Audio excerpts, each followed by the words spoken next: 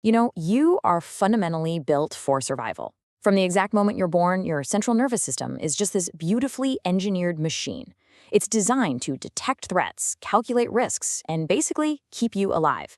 But what happens when an organism, literally the size of a single cell, realizes that your survival is actually standing in the way of its own reproduction? Well, it doesn't kill you. Honestly, killing you is just inefficient. Instead, it surgically unplugs your fear and deletes your free will. Welcome to This Explainer. Today we're diving into one of the most successful, most disturbing, and frankly, masterful biological hijackers on the planet, Toxoplasma gondii.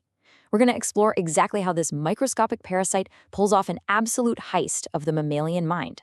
To really get how wild this is, I want to put you directly into the mind of a rat for a second. You've spent your entire life knowing one golden rule. The smell of cat urine equals death, period. Your ancestors ran from it, and your brain has this hardwired alarm system that's protected your species for millions of years. But now, imagine that alarm suddenly just stops working. Not because you magically forgot what a cat is, but because a completely brainless single-celled organism has physically reached in and removed that fear circuit from your biology. The contrast here is honestly like a terrifying biological glitch. Normally, a healthy rat catches the scent of a predator and its amygdala triggers an immediate, overwhelming panic response. It's flight protocol, full stop. But infected rats, they behave entirely differently. When researchers started looking into this around the year 2000, they documented that these infected rats didn't just tolerate the smell of cats, they actually became actively attracted to it. They seek it out. They get reckless, they get curious. Scientists literally call this highly specific phenomenon fatal feline attraction. So, what's the core motivation behind this biological horror show? It's remarkably simple. Toxoplasma gondii is what we call an obligate intracellular protozoan parasite. Basically, that means it survives by invading the internal machinery of a living host cell. Now, it can infect almost any warm-blooded animal on Earth. Birds, sheep, mice, us humans, you name it. But it has one absolute, completely non-negotiable biological rule. It can only sexually reproduce inside the intestinal tract of one very specific family of animals: felines, cats. And that single driving need creates a ruthlessly elegant life cycle. Step 1, an infected cat sheds millions of parasite eggs. They're called oocysts, right into the environment. Step 2, a foraging rat accidentally eats them from contaminated soil or water. But now the parasite has a massive logistical problem, right? To complete its life cycle, it absolutely has to get the rat back into the cat's stomach. But rats are evolutionarily programmed to avoid cats at all costs. So the parasite uses a biological cheat code. It deletes the rat's fear. It takes the rat's greatest terror and twists it into its greatest desire, totally ensuring the rat just hands itself over to the predator. Section 1. The biological Trojan horse. Okay, so how exactly does a single-celled organism actually conquer a massively complex mammalian nervous system? You kind of have to view it through the cold mechanics of a tactical military infiltration. Once it's ingested, the parasite enters the gut and transforms into this highly mobile, aggressive state.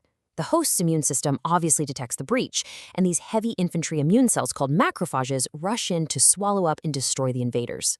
But this is exactly what Toxoplasma wants. It deploys these specialized proteins that actually disable the immune cell's internal digestion mechanisms.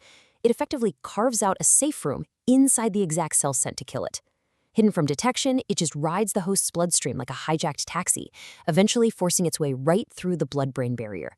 And that is nature's most fortified biological armor. So now it's inside the brain, and the reprogramming begins. The parasites convert back into a dormant cyst phase, but let me tell you, dormant is a total biological lie. They are actively clustering in very specific regions. They ignore the motor cortex. They totally ignore the visual cortex.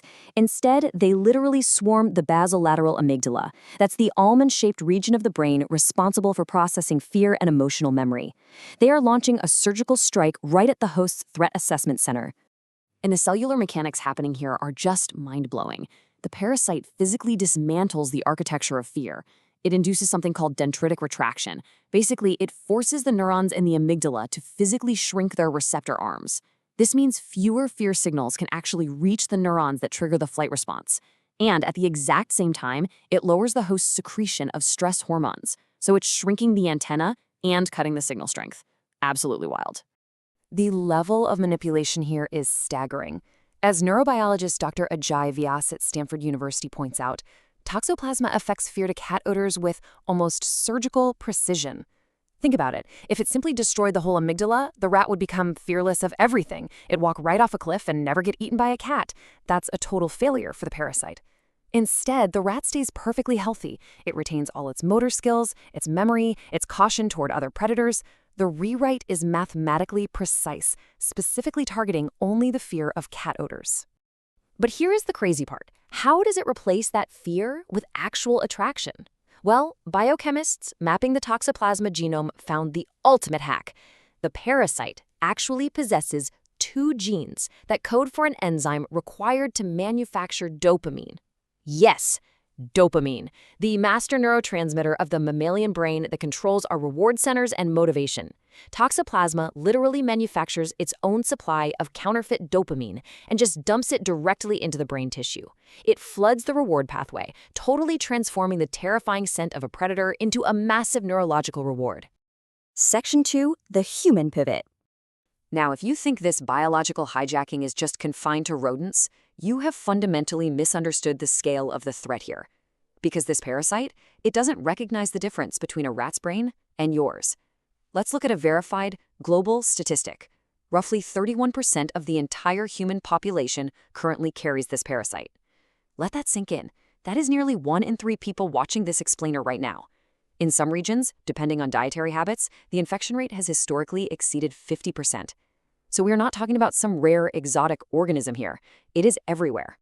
And the reason it's everywhere is because of how incredibly ordinary the human transmission routes are. You don't have to be bitten by some strange insect in a remote jungle. You intercept this parasite through everyday things: eating undercooked or raw meat, unwashed vegetables, dealing with contaminated soil while gardening, or simply cleaning a domestic cat's litter box. The line between a gross animal biology fact and your personal daily reality dissolves pretty fast when you look at that list, doesn't it? Now, for most healthy adults with a functioning immune system, the acute infection resolves in a few weeks. It might feel like a mild flu, or you might have 0 symptoms at all. But here is the genuinely chilling fact. Your immune system walls the parasite off into these microscopic cysts right in your brain and muscle tissue, and they stay there for the rest of your life. There is absolutely no cure for latent infection. There's no pill you can take that will destroy these dormant cysts. It just becomes a permanent, quiet resident inside your skull. Section 3, the illusion of control. So, humans are considered a dead-end host. We aren't routinely eaten by felines, thankfully, so the parasite's life cycle halts with us. For decades, the medical consensus was that this latent infection was completely harmless, just a passenger. But researchers are now uncovering these deeply unsettling statistical correlations that really challenge our illusion of control. Epidemiological studies consistently link this latent infection to subtle but measurable shifts in human behavior. We're talking systematically slower reaction times. We see an increase in novelty-seeking and a decrease in risk aversion. It's a profile that is eerily similar to the reduced fear processing we see in those rats. And, most controversially, we see a roughly 2.6 times higher odds ratio for psychiatric conditions like schizophrenia. Now, I want to be incredibly clear here. These are statistical correlations. They are not proven direct causations in healthy brains, and the scientific community is still heavily debating this. But the association alone, it's staggering. Let's zoom in on one specific, stark data point to put this in perspective. Multiple large-scale epidemiological studies, starting with evolutionary biologist Dr. Jaroslav Flegr, have shown that individuals carrying Toxoplasma antibodies face up to a 2.65 times higher risk of being involved in a catastrophic traffic accident. The theory is that the parasite might be subtly altering depth perception, slowing down reflex times, and suppressing the exact micromoment of fear you need to slam on the brakes. Even if it's just a 1 to 2% shift in risk tolerance, when you scale that across billions of infected humans, it translates into a massive real-world impact. Now, while those subtle behavioral links in healthy adults are still being heavily researched and debated, there is an area where the science is absolutely not up for debate. Toxoplasma poses severe, undisputed medical risks for vulnerable populations. If a person gets infected for the very first time during pregnancy, the parasite can cross to the fetus and cause severe neurological and ocular damage. And for immunocompromised individuals, this otherwise quiet latent infection can reactivate into a severe, life-threatening condition. The physical danger in these cases is absolute and very real.